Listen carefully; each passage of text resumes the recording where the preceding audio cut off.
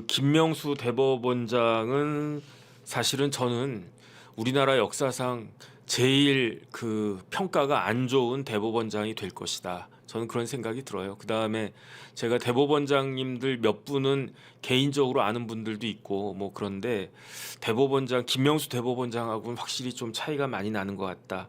어쨌든 그런 생각이 들고요. 그래서 오늘 더군다나 김명수 대법원장은 역대 최악의 대법원장이 될 수밖에 없는 게 다른 걸 다 떠나가지고 두 가지예요. 자기 밑에 있는 후배한테 너무 가혹하게 대했다. 그 가혹하게 대한 게 예를 들어서 뭐 조직을 위해서나 아니면 법을 위해서나 법치를 바로 세우기 위해서나 그랬던 거면 모르겠는데 그게 아니고 개인의 어떤 정치적인 생각 때문에 후배를 진짜 사지로 몰아는 거 아닌가 저는 그런 생각이 들어서 이거는 도대체 이해가 갈 수가 없다. 가을향기님 감사합니다. 제가 원래는 댓글 잘 안 보는데 초록색으로 이쁘게 막 떠가지고 근데 또 마침 가을향기님이니까 그러니까 가을 생각 나가지고 어쨌든 감사드리겠고요. 그 다음에 두 번째는 뭐냐면은 김명수 대법원장은 거짓말을 했잖아요. 그 거짓말을 하는 게 뭐 저 같은 사람이 거짓말하는 건 상관없습니다. 저도 거짓말 뭐 많이 하는 건 아닌데 뭐 제가 이 나이에 거짓말할 일이 뭐 있겠습니까?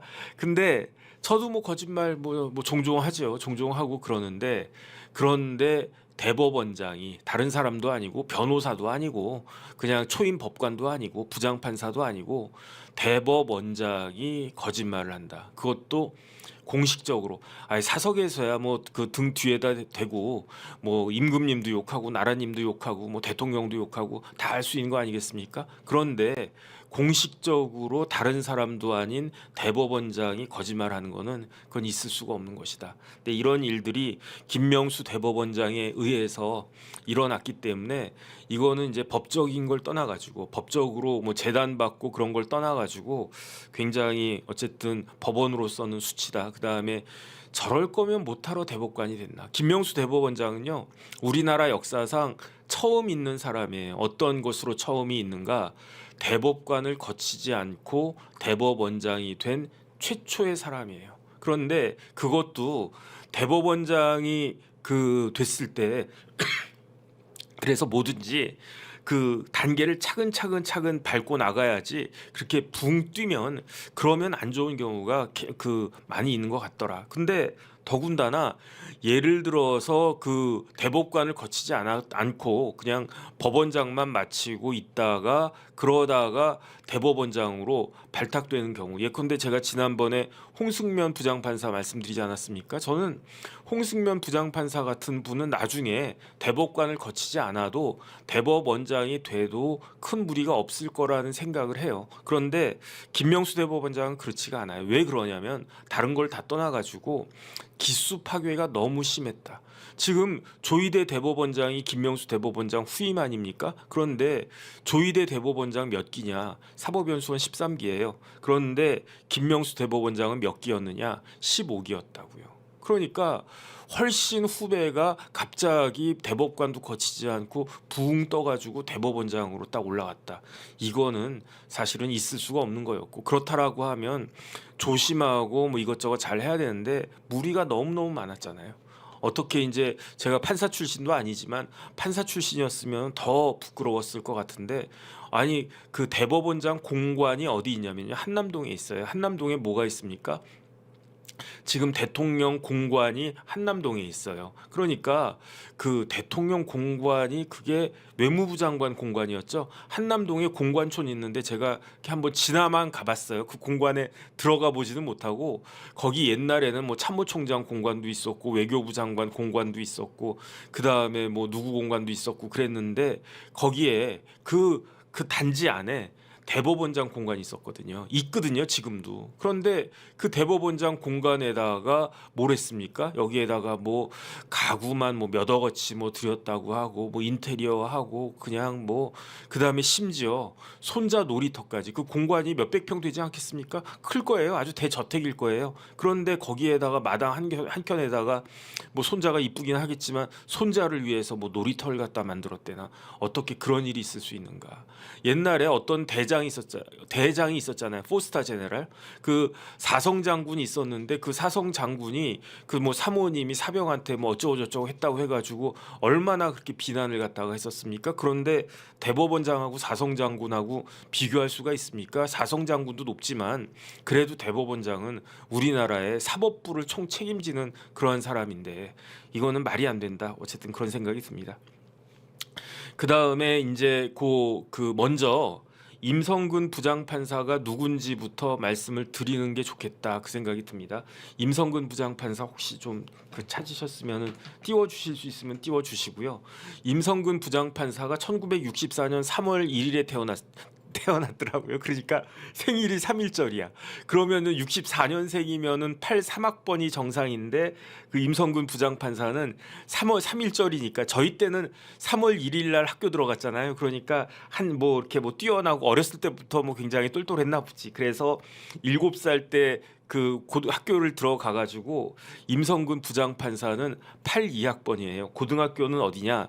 진주 고등학교를 나왔어요. 저는 개인적으로 진주를 되게 좋아하거든요. 진주가 개인적으로 제 정서에 딱 맞더라고요. 그다음에 하동의 그 섬진강 그 백사장도 너무 좋고 진주라고 하는 도시가 참 그 유서가 깊은 도시 아니겠습니까? 거기에 진주에 맛있는 것도 많고 뭐 냉면도 있고 뭐도 있고 뭐 비빔밥도 있고 그래서 어쨌든 저는 진주를 좋아해가지고 가끔은 아니지 몇 번 가보진 못했어요. 근데 가보니까 좋더라고요. 근데 임성근 부장판사가 고등학교는 그 경상남도에 있는 진주고등학교를 나오고 대학은 어딜 나왔느냐? 서울대 법대를 나왔는데 몇 학번이냐? 82학번이다. 82학번들 하도 많으니까 다 기억하시겠죠? 82학번 하면 누구 생각납니까? 요번에 82학번이 국민의힘 전당대회에 2명이나 나왔어요. 누굽니까? 한 명은 원희룡, 또 한 명은 나경원. 합쳐가지고 나경 원희룡으로 부를래. 그게 편할 것 같아. 두 분 다 82학번이에요. 그 다음에 또 누가 있었습니까? 조국도 82학번이에요. 그 다음에 뭐 국회의원도 여러 명 있고 뭐 굉장히 많아요. 82학번들이. 그런데 임성근 부장판사도 82학번이었어요. 그런데 저분이 이제 임성근 부장판사인데 사법시험에 붙었어요. 사법연수원 몇 기겠습니까? 17기. 17기면 빨리 붙었다는 이야기예요. 왜 빨리 붙었다는 이야기냐? 나경원 후보가 똑같은 82학번인데 사법연수원 기수는 23기거든요.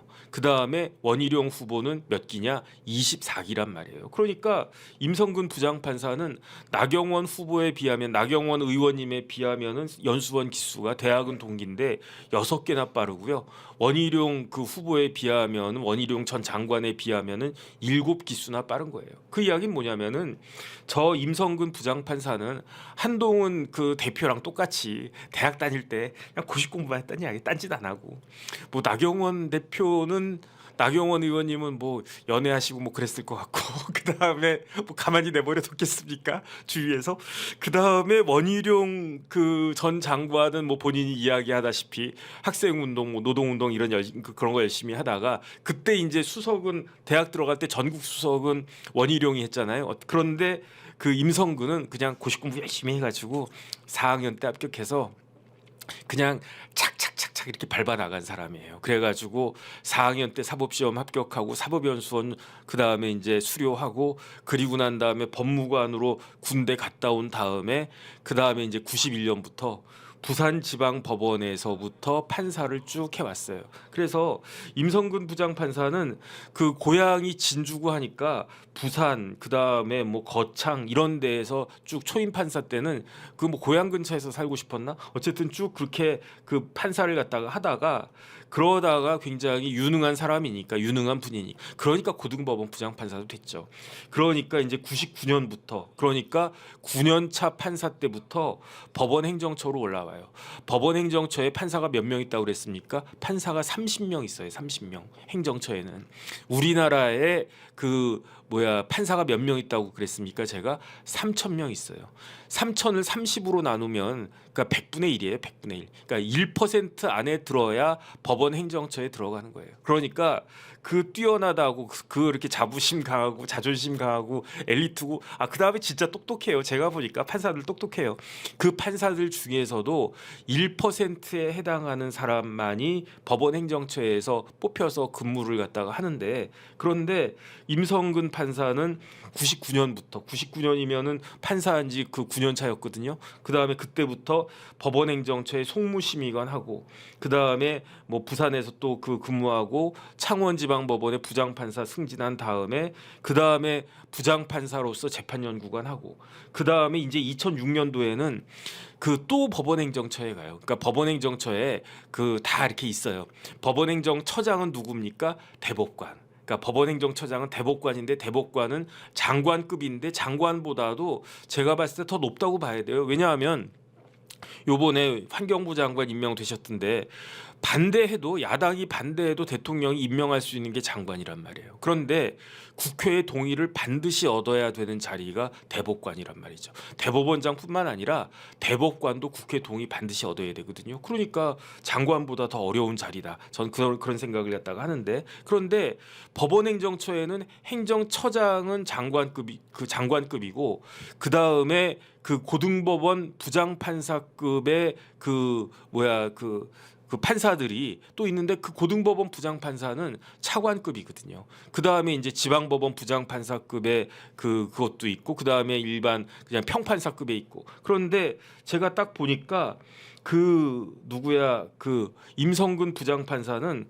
평판사일 때도 법원행정처에서 근무했고, 그 다음에 부장판사일 때도 법원행정처에서 근무했어요. 그런데 어떤 쪽으로 근무를 갖다가 했느냐, 제가 쭉 봤더니 사법정책심의관을 갖다가 했고요. 그 다음에 형사정책총괄심의관도 했어요. 그러니까 임성근 부장판사는 제가 개인적으로는 모르는 분인데, 이렇게 법이라고 하는 게 민사도 있고 형사도 있고 그 다음에 이제 특수한 헌법, 행법, 행정법 뭐 그런 쪽, 그 행정법 쪽도 있고 그렇지 않습니까? 근데 임성근 부장판사는 그 판사로서 그 법관으로서의 업무 중에서도 형사와 관련된 그러한 그 전문성을 가지고 있고, 그쪽에서 계속 그 법원에서도 너는 형사재판 쪽을 갖다가 많이 해라, 그리고 그걸 하셨던 분이에요. 그러니까 법원행정처에 형사정책총괄심의관도 하고, 그리고 난 다음에 중앙지방법원의 부장판사를 거쳐서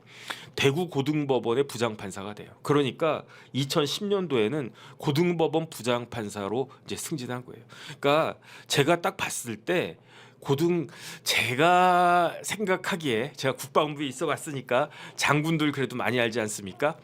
뭐 장군들 중에 뭐 똥별이란 말도 막 있고 그렇던데, 제가 딱 봤을 때 삼성 장군 정도 되신 분들은 다 이분들은 다 그냥 훌륭한 분들이다, 웬만하지 않고는. 근데 그렇게 생각을 했는데 최근에 어떤 사성 장군 출신 국회의원이 하시는 말씀을 딱 듣고 보고, 그 포스타도 좀 이상한 사람이 될 수가 있네, 그런 생각을 했는데, 일반적으로 뭐 원스타도 훌륭하고 투스타도 훌륭한데 원스타, 투스타 중에도 제가 보기에 조금 뭐 그러하다라고 생각됐던 분들이 있었는데, 그래도 3스타 정도 딱 됐으면 뭐 제가 호불호를 떠나가지고 개인적으로 내가 좋아하는 사람도 있고 개인적으로는 좀 마땅하지 않은 사람도 있고 그렇지 않습니까? 근데 개인적으로 마땅하지 않다라고 해도 객관적으로 저분 3스타구나, 3스타면은 저런 장점이 있고 그렇기 때문에 삼성 장군 됐네, 이게 인정이 되더란 말이죠, 저는. 근데 투스타까지는, 투스타 중에는 어떻게 저런 사람이 별달았냐,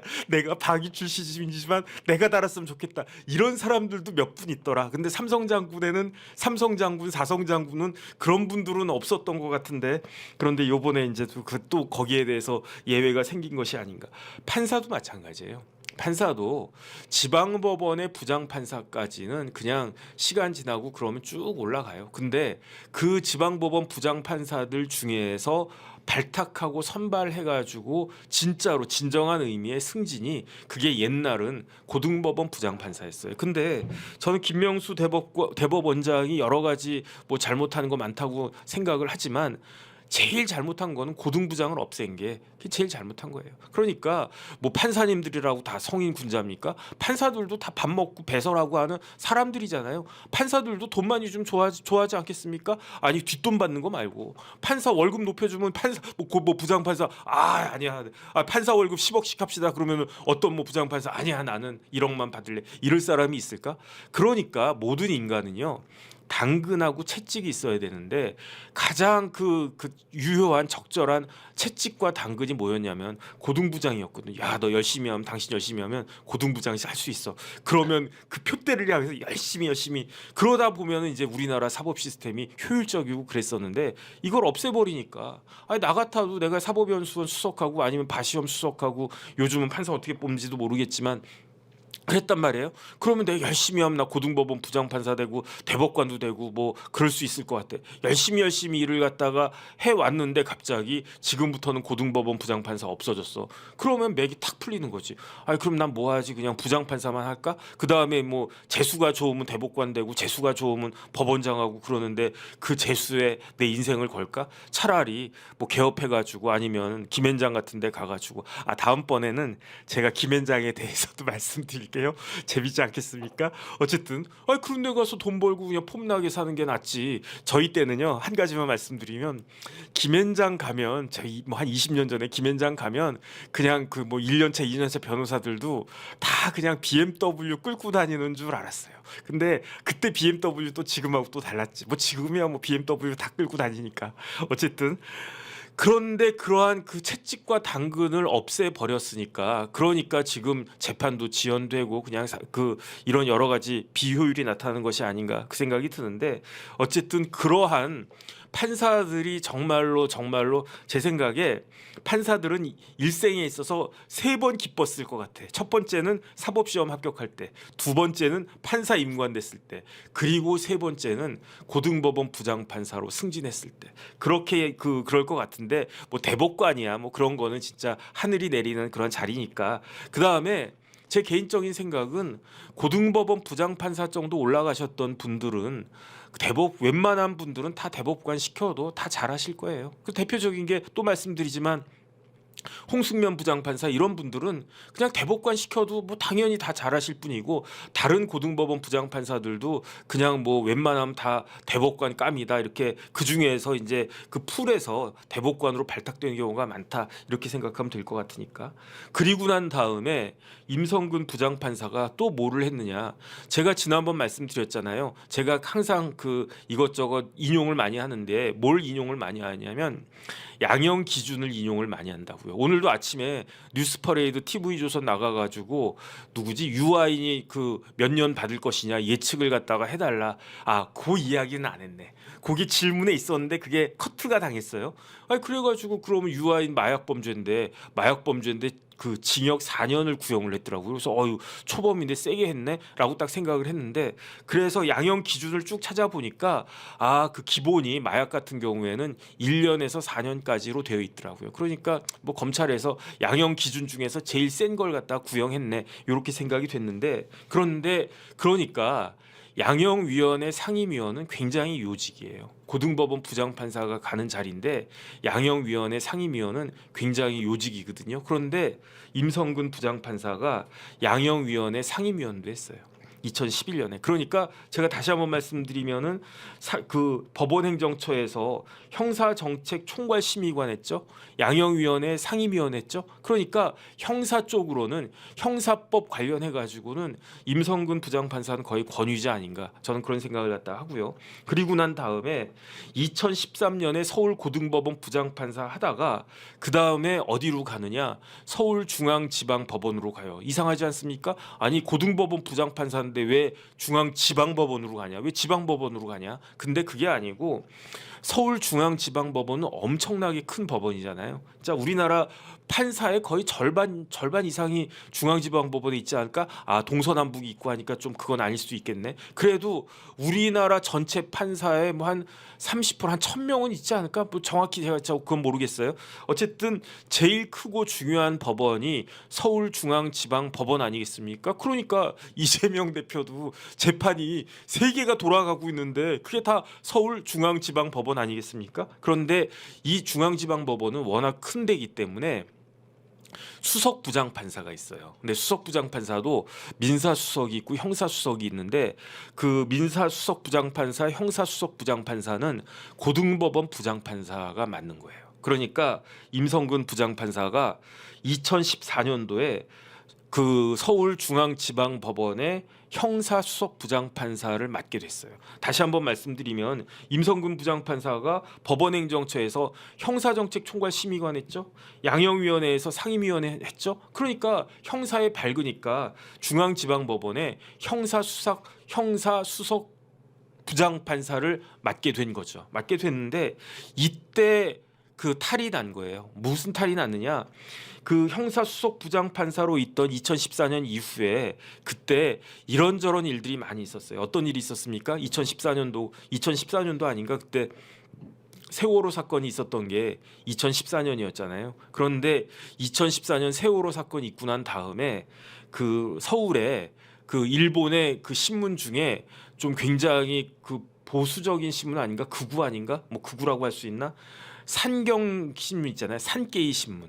산케이 신문의 서울 지국장이 사설을 썼는데 내 제목이 뭐냐면 세월호 7시간이었어요. 그래가지고 굉장히 일본의 산케이 신문 하면 그래도 그 유명한 신문인데 그 산케이 신문의 서울 지국장이라고 하는 사람이 세월호 7시간 운운하면서 사설을 쓰면서 마치 박근혜 전 대통령과 관련해가지고 뭔가 something 그 시크릿가 있는 것처럼 그렇게 사설을 갖다 써가지고 이거 관련해서 재판에 그 기소가 된 사건이 있었고요. 그 다음에 뭐 쌍용차 그 파업 관련해가지고 사건도 있었고. 그 다음에 이제 변호사 중에 민변 소속 변호사가 있었는데 그 변호사를 갖다가 뭐 체포하다가 뭐 그 상해가 입는 뭐 그런 사건도 있었고. 그 다음에 뭐 심지어 이런 것까지. 프로야구 선수 중에 누구라고 제가 말은 안 하겠습니다. 기억나시는 분들이 있을지 모르겠는데 도박한 사람이 있었어요.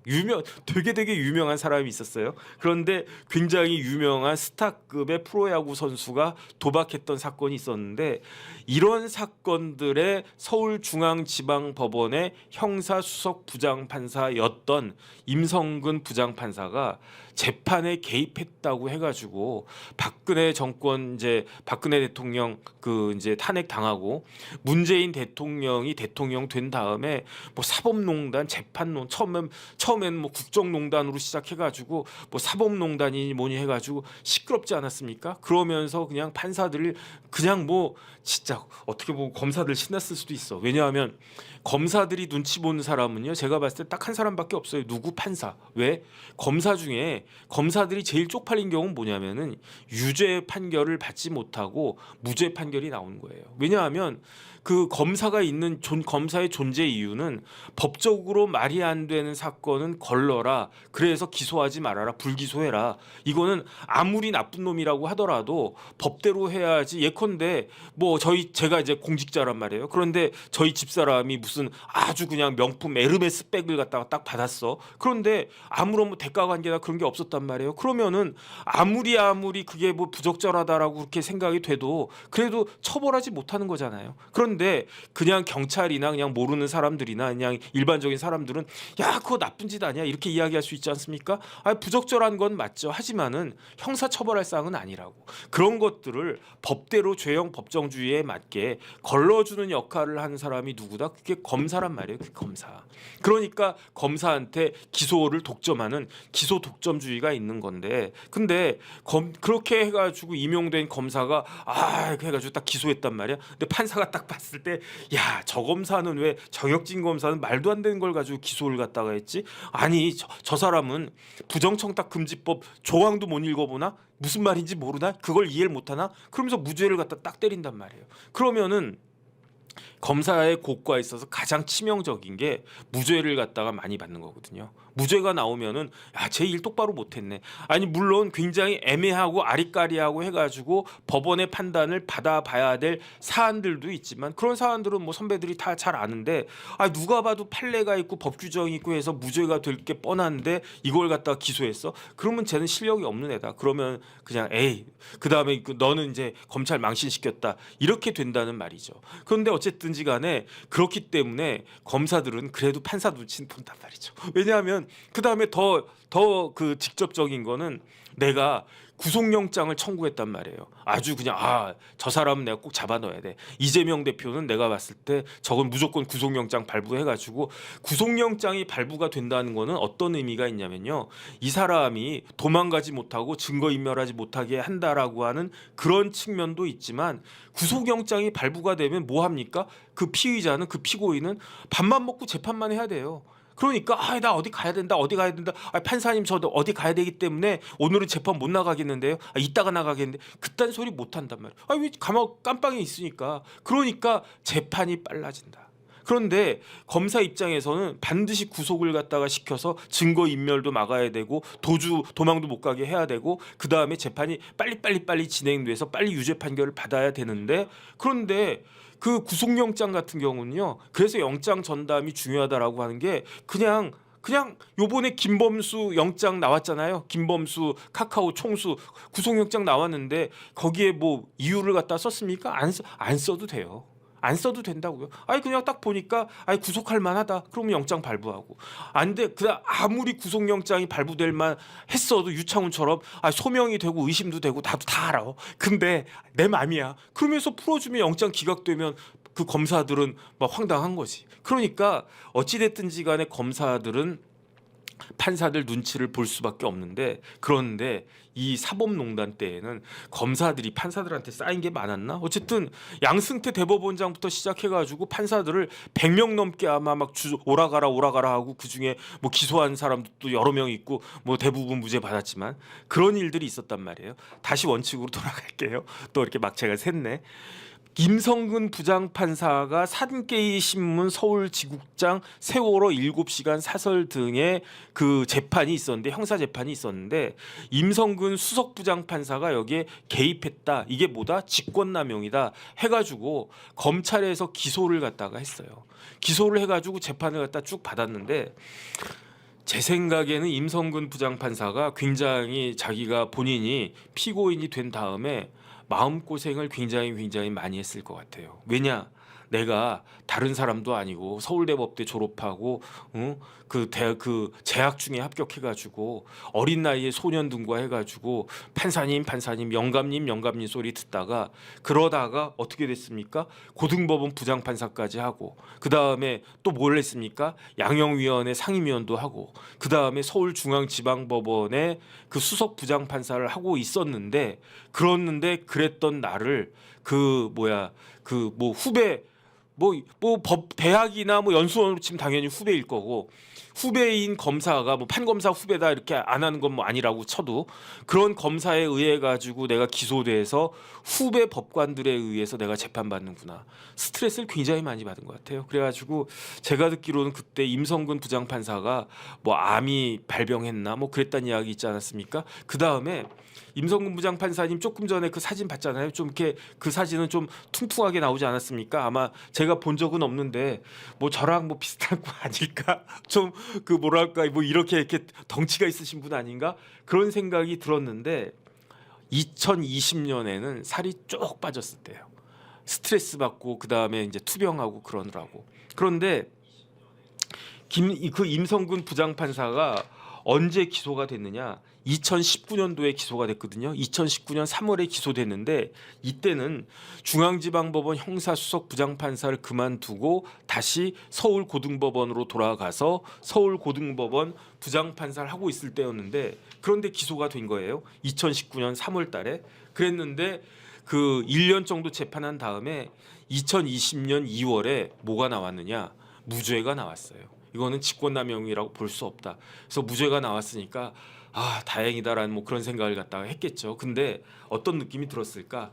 2020년 2월까지는 사표 낼 생각을 못했을 거예요. 왜냐하면 그것좀 띄워주세요. 아까 제가 맨 마지막에 보내드렸던 거 있죠. 그 그 판사는 똑같은 공무원이 아니에요. 판사는 어떻게 되어 있냐면은 그 예규가 있어요. 예규가 있는데 어떤 예규가 있냐면 법관의 의원 면직 제한에 관한 예규가 있어요. 그래서 제가 일부 발췌한 거 저기 찾아가지고 말씀드리는 건데 판사가 나 이제 그만둘래 사표 낼래 의원 면직한 사람 있습니다. 최근에 누구 있었습니까? 강규태 부장판사 의원 면직하고 명예퇴직금도 받아갔잖아요. 그런 식으로 판사들도 아이 그만 뭐 평양감사도 자기 하기 싫으면 그만인데 뭐 판사가 뭐 그렇게 대단하다고 의원 면직 안 받아주겠습니까? 그러니까 나 사표 내겠습니다라고 하면 웬만하면 다 받아주는데 의원 면직을 신청한 판사가 법관이 다음 어느 하나에 해당되고 그 다음 어느 하나가 뭡니까? 수사기관에서 비위와 관련해서 수사 중임을 통보받은 때 여기에 해당하고 그 비위 사실이 직무에 관한 위법 행위로서 징계 처분에 해당한다고 판단되는 때에는 의원 면직을 허용하지 아니한다. 이렇게 돼 있단 말이에요. 그러니까 임성근 부장판사는 더럽고 치사해서 나 판사 이제 그만할래 이런 생각을 했어도 사표를 갖다가 낼 수가 없었던 거예요. 왜냐하면 형사 재판이 진행이 되고 있었으니까. 그런데 2020년 2월 달에 어떻게 됐습니까? 임성근 부장판사에 대한 재판이 1심이긴 하지만 무죄가 나왔어요. 그다음에 2022년 4월 28일에 대법원에서 완전히 무죄가 확정이 됐어요. 그런데 그 대법원에서 무죄가 확정됐을 때 그때 주심이 누구였느냐? 지금은 이제 퇴임한 민유숙 대법관이었단 말이에요. 그런데 민유숙 대법관도 임성근 부장판사하고 똑같이 서울대 법대 82학번 동기네 그러고 보니까. 그래가지고 제가 지난번 말씀드렸잖아요. 83학번이다 민유숙은. 동기 아니네요. 1년 후배네. 어쨌든 그 민유숙 부장판사하고 홍승면 부장 아니다. 82학번 맞다.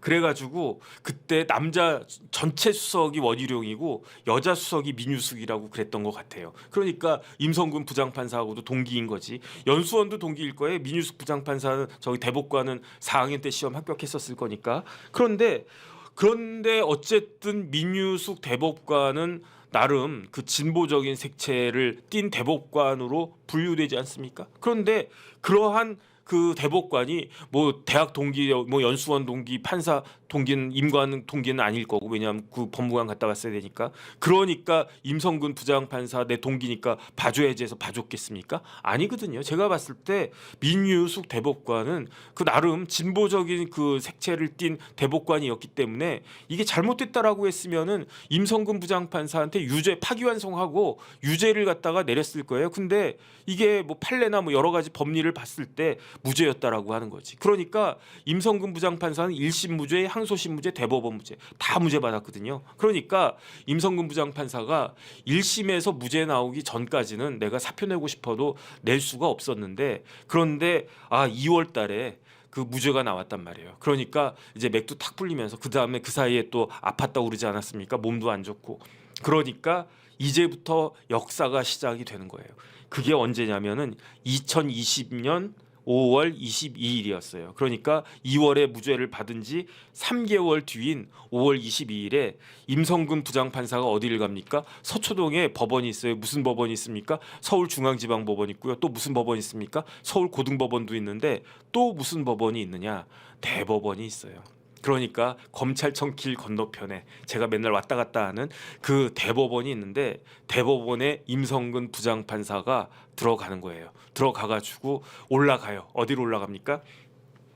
저희 집사람이 대법원에서 재판 연구관 좀 했었었기 때문에 그때 저도 그냥 몰래 따라서 들어가 봤는데 대법원 가면요. 우리 집사람이 그러는데 지금은 모르겠어요. 옛날에는 대법관님들만 타는 엘리베이터가 따로 있었대. 근데 거기에 대해서 아무도 이상하게 생각 안 할 거예요. 왜냐하면 판사들 사이에서 대법관은 그러한 존재이니까. 근데 어쨌든 임성근 부장판사는 그냥 대법관 엘리베이터는 안 타고 갔겠지. 그 엘리베이터를 타고 쭉 올라가가지고 어디서 딱 내리느냐. 대법관님들 방이 쫙 있는 데서 내린 거예요. 그런 다음에 어디를 갔느냐. 대법원장실 간 거예요. 대법원장실 가가지고 똑똑똑 그 노크를 한 다음에 대법원장님 저 왔습니다 이렇게 이야기한 거예요. 그러면서 주섬주섬 뭘 꺼냈겠지. 이거 뭘 꺼냈겠습니까? 사표. 그래서 대법원장님 저기 원장님 그 뭐야 대법원장님 그랬겠지. 대법원장님 제가 몸도 너무 안 좋고 근데 그 다음에 이제 마음도 너무 안 좋고 좀 쉬어야 되겠습니다. 그래가지고 제가 근데 그 와중에 이제 재판 1년 동안 했는데 2월 달에 이제 무죄 받고 그다음에 좀 몸 추스리고 그래서 이제 그만두겠습니다. 제 몸도 힘들고 마음도 힘들고 그다음에 지금 같은 상황에서 제가 고등법원 부장판사라고 하는 중책을 감당하는 것은 법원에도 누가 될 것 같습니다. 아니 그래야지 이제 그 고등법원 부장판사가 한 명 빠져줘야 다른 사람이 승진할 때 한 명이라도 더 승진하고 더 건강하고 더 그냥 뭐 그런 분이 더 열심히 재판하지 않겠느냐 그런 생각도 했었을 거예요. 그런데 거기에 대해서 김명수라고 하는 그때 대법원장이 무엇라고 말씀하셨는가 그거 좀 띄워주세요. 그때 이제 쭉 이야기 나왔던 거. 저는 잠깐 물 한 잔 마시겠습니다.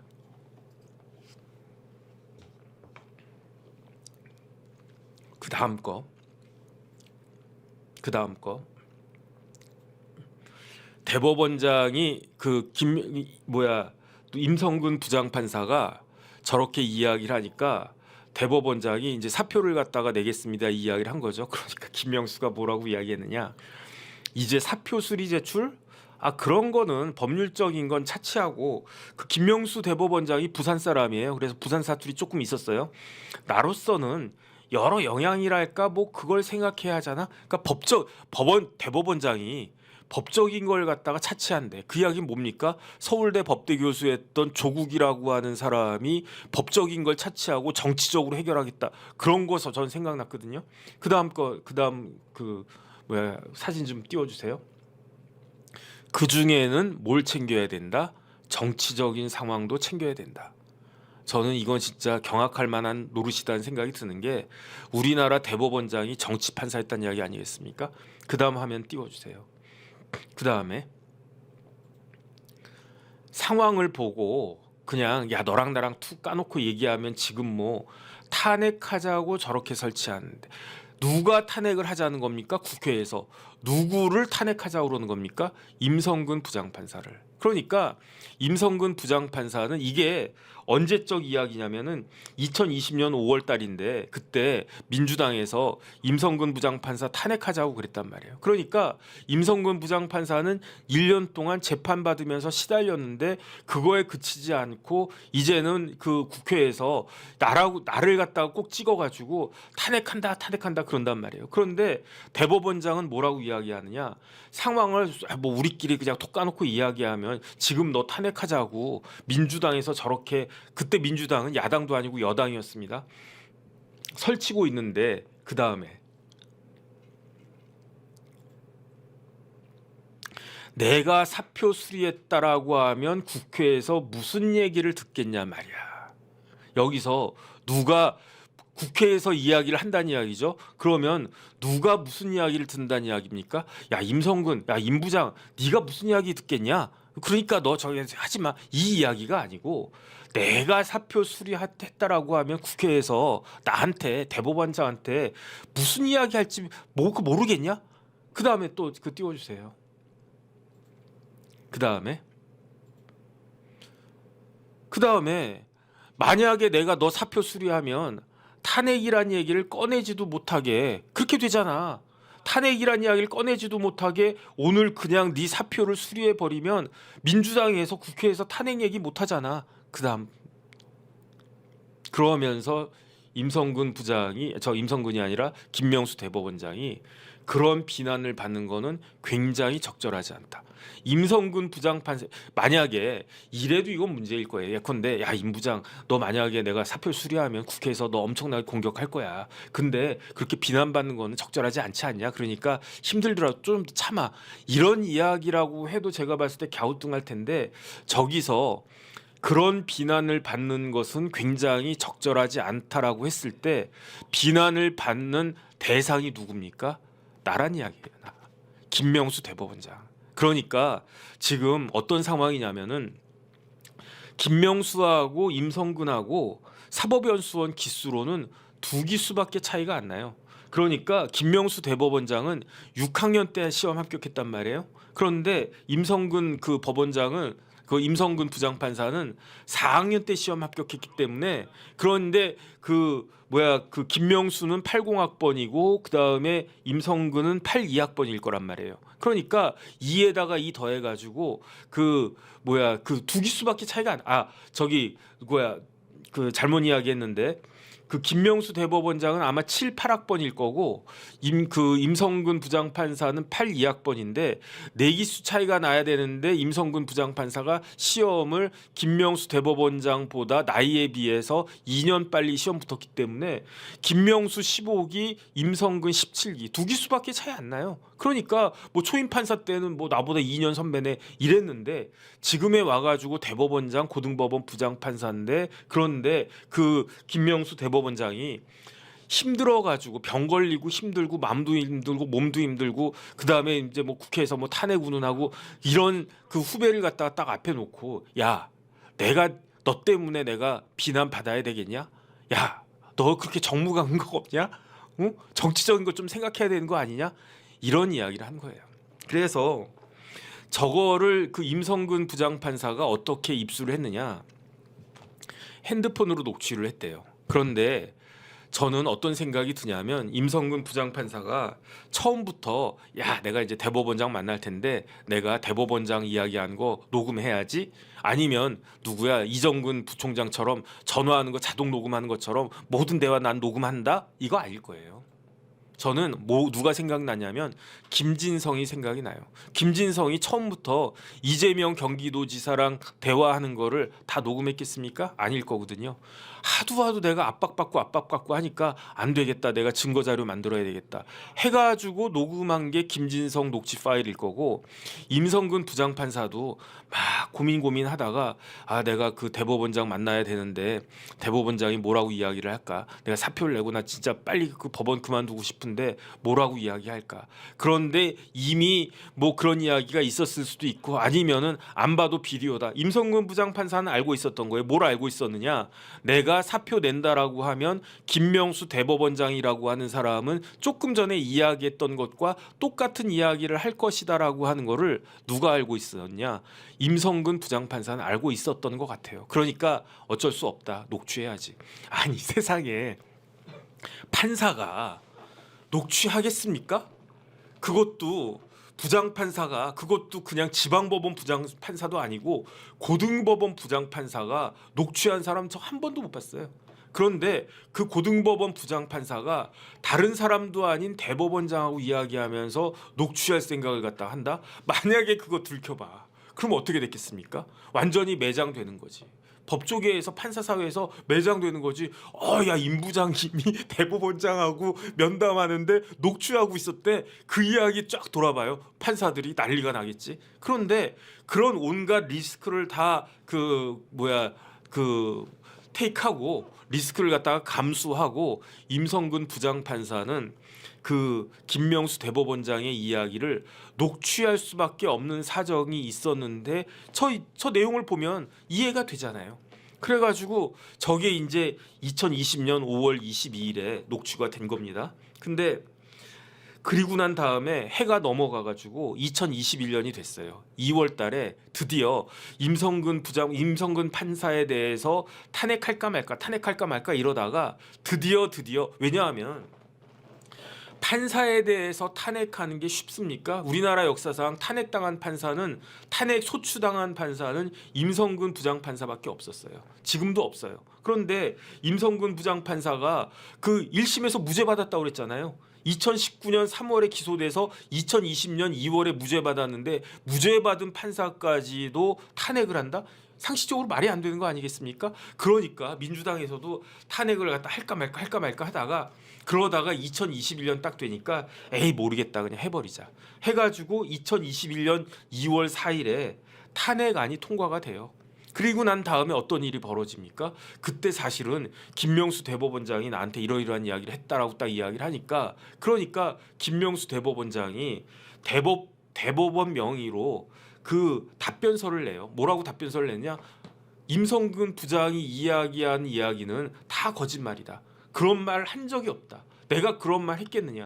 내가 대법원장인데 내가 내 후배 앉혀놓고, 그것도 보통 후배인가, 고등법원 부장판사 앉혀놓고 내가 뭐 정치적인 우는 뭐 그다음에 뭐 내가 비난받아야 되겠냐, 이런 이야기를 내가 대법원장인데 했겠냐, 이런 식으로 이야기를 한 거예요. 그러면서 대법원 명의로 답변서라고 하는 걸 딱 제출을 했는데, 그거를 딱 보고 임성근 부장판사가 깐 거예요. 뭘 깠습니까? 녹취록을 갖다 깐 거지. 그 녹취록이 뭐냐면 우리가 조금 전에 봤던 그런 내용이에요. 다시 한번 말씀드리면은, 이제 사표 수리 제출, 그런 법률적인 건 차치하고 나로서는 여러 영향이랄까 뭐 그런 걸 생각해야 되잖아. 그 중에는 정치적 상황도 챙겨야 되고, 상황을 잘 보고 더 툭 까놓고 얘기하면, 지금 뭐 탄핵하자고 저렇게 설치고 있는데 내가 사표 수리했다라고 하면은 국회에서 무슨 얘기를 듣겠냐 말이야. 이 말이야까지. 그 다음에 탄핵이라는 얘기를 꺼내지도 못하게 오늘 그냥 수리해버리면 탄핵 얘기를 못하잖아. 그런 비난을 받는 거는 굉장히 적절하지 않아. 나로서는 할 생각이 없어. 이 이야기가 딱 오픈이 되니까 그때 아마 판사들은 다 그냥 뒤집어졌을 거예요. 제가 이거 보고 뭐가 생각이 나냐면, 제가 국방부에서 근무하고 있는데, 근데 어떤 일이 벌어졌느냐, 이제 국감을 했단 말이에요. 국방부도 당연히 정부 기관이니까, 정부니까, 행정각부니까 국정감사 받지 않습니까? 그러니까 어떤 장군이 불려 나갔는데, 그 장군한테 국회의원들이 막 질문을 갖다 하는 거. 이건 왜 이랬고, 이건 왜 했고, 이건 왜 이랬어, 이거 잘못된 거 아니요? 그러니까 그 장군이 뭐라 그러냐면, 잘못된 건 맞는데 그거는 내가 한 게 아니고 어떤 대령 새끼가 한 거야, 이렇게 하더라고. 그러니까 그때 제가 국방부 다 있을 때, 그때 이제 저랑 나이가 같은 육사, 그 학번, 대학 학번으로 치면 저랑 같은 학번의 육사 기수들이, 그때 걔네들이 소령이었거든요. 근데 그 중에 한 명이 지금 참모총장님이 되셨어요. 근데 어쨌든 그 소령 중령 그런 사람들이, 장군이 자기 책임을 대령한테 전가시키면, 그러니까 그때 국회의원들이 뭐라고 그랬냐면, 그래 그럼 그 대령 잡아와, 그래가지고 그 대령이 갑자기 그냥 하고 있다가, 국방부에서 근무하던 대령이었는데 이렇게 사복 입고 있다가, 그 국방부에서는 그 군인들도 사복 입을 때 있거든요. 사복 입고 있다가 갑자기 집에다가 전화해서 군복 갖고 와, 그래가지고 군복 차려입고 제가 여의도 쫓아가는 걸 갖다 딱 봤는데, 아마 임성근 부장판사 녹취록이 오픈되고 김명수 대법원장이 저런 이야기한 게 틀어졌을 때, 판사들의 심정이, 그 영관급 장군이 자기 부하한테 책임을 전가하는 그 모습을 국회에서 보여준 그 모습을 보는 육사 후배들, 영관급 장교들의 심정이 저러지 않았을까? 판사들이 경악해하지 않았을까? 저는 그런 생각이 드는 거예요. 그래가지고, 그러니까 국민의힘에서 가만히 있었겠습니까? 임성근 부장판사를 2월 4일에 어떻게 했느냐? 탄핵안을 통과시켜요. 그러니까 탄핵소추가 된 거예요. 그래서 임성근이라고 한 사람은 우리나라 역사상 처음으로 그 법관으로서, 현직 법관으로서 탄핵 소추당한 첫 번째 사람이 된 거예요. 그러니까 국민의힘이 가만히 있었겠습니까? 국민의힘도 2월에 고발했어요. 누구를 고발했느냐? 김명수 대법원장을 고발한 거예요. 그러니까 민주당은 임성근을 갖고 잡고 늘어진 거고, 국민의힘은 김명수를 잡고 늘어진 거예요.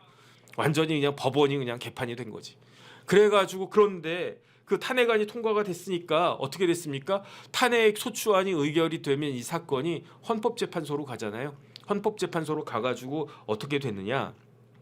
그런데 사실은 이 탄핵안이 통과가 된 게 2월 4일인데 임성근 부장판사의 임기가, 판사는 임기가 10년이거든요. 10년마다 재임용을 갖다가 하는 거예요. 그러니까 그 임성근 부장판사는 2011년에 판사 재임용을 받았을 거예요. 문안이 통과해가지고 2021년 2월 28일까지가 그 임성근 판사의, 뭐 부장판사든 평판사든 마찬가지인데, 판사의 임기가 2021년 2월 28일이었는데 임기가 끝난 거예요. 그런데 임성근 부장판사가 만약에 내가 재임용하겠다라고 했으면은 뭐 재임용이 됐을 수도 있고 안 됐을 수도 있지. 만약에 뭐 재임용 됐다라고 하면 그럴 텐데, 했는데 임성근 부장판사는 사표까지 낸 사람인데 내가 재임용하겠다라고 했겠습니까? 그러니까 재임용 신청 안 하고 임기가 만료돼서 자동적으로 퇴임이 된 거예요. 그러니까 그때 제가 기억나네. 민주당에서 왜 임성근 부장판사를 굳이 이렇게 탄핵해야 되느냐? 임기가 끝나거든. 임기가 끝나니까 임기 끝나기 전에 탄핵해야 됩니다. 그러면서 그때 제일 앞장서서 나섰던 사람들이 누구냐? 판사 출신의 민주당 의원들이었던 것 같아요. 제 기억에는. 참 해도 너무하지. 그랬는데 임기가 끝났는데 제가 말씀드렸잖아요. 박근혜 전 대통령 탄핵에 주문이 뭐였습니까? 주문은 뭐냐면 대통령 박근혜를 파면한다 였잖아요. 그러니까 탄핵이라고 하는 거는 형사처벌하는 게 아니고 그 직에서 파면하는 거거든요. 그러니까 임성근 부장판사 어떻게 됐습니까? 사임했어요. 저희 사임한 게 아니라 임기 만료로 퇴임했어요. 그럼 퇴임한 사람을 갖다가 파면합니까? 퇴임한 사람을 갖다가 뭐 해임합니까? 말도 안 되잖아요. 그러니까 헌법재판소에서는 이 사건이 각하가 돼서 이 케이스는 그대로 끝났는데 사건이 하나가 남아 있잖아요. 어떤 사건이 남아 있었습니까? 국민의힘에서 김명수 대법원장을 고발한 사건이 남아 있었잖아요. 이게 언제였다고 그랬습니까? 2021년 2월 달. 2021년 2월이면 지금으로부터 얼마 전입니까? 지금 2024년. 24에서 21 빼면 뭐게요? 3. 3년이에요. 그 다음에 지금 몇 월입니까? 7월. 이게 몇 월 달이라고 그랬어요? 2월 달. 7에서 2 빼면 뭐죠? 5잖아요. 그러니까 3년 5개월 전에 국민의힘이 다른 데도 아닌 국민의힘이 김명수 대법원장을 고발한 거예요. 그런데 검찰에서 어떻게 하고 있었다? 놀고 있었다는 거지. 아무것도 안 했다는 이야기예요. 아무것도 안 했다. 그런데 이해를 못할 바는 아니에요. 왜냐하면 2021년 2월에 대통령은 누구였습니까? 문재인. 집권 여당 어디였습니까? 민주당. 그러니까 아무리 그다음에 그때 검찰은 누구 검찰이다? 문재인 검찰이다. 문재인의 민주당 검찰이 김명수 대법원장을 조사할 일이 있었겠습니까? 없었지. 이때가 언제냐면 이때 2021년 2월 달에 그 고발이 됐는데 어디에 고발됐을까요? 서울중앙지검. 서울중앙지검의 검사장은 누굴까요? 제가 매일 한 번씩 이야기하게 되네. 이성윤 의원님이 검찰에서 무지하게 잘 나갔잖아요. 이렇게 잘 나간 사람 우리나라 검찰 역사상 거의 없어요. 그런데 이성윤 의원님이 2020년 1월부터 2021년 6월까지 보직이 뭐였다? 서울중앙지검의 검사장이었다. 그런데 고발된 게 언제라고요? 2021년 2월. 그러면 그 당시 검사장은 이성윤이지. 뭘 기대합니까? 기대할 거 없지. 그러니까 문재인 대통령과 민주당이 집권하고 있을 때 검찰이 김명수 대법원장을 수사하고 조사하는 거는 난망이다. 기대할 수 없는 것이다. 그런데 그 사이에 어떻게 됐습니까? 2022년 3월에 정권 교체됐잖아요.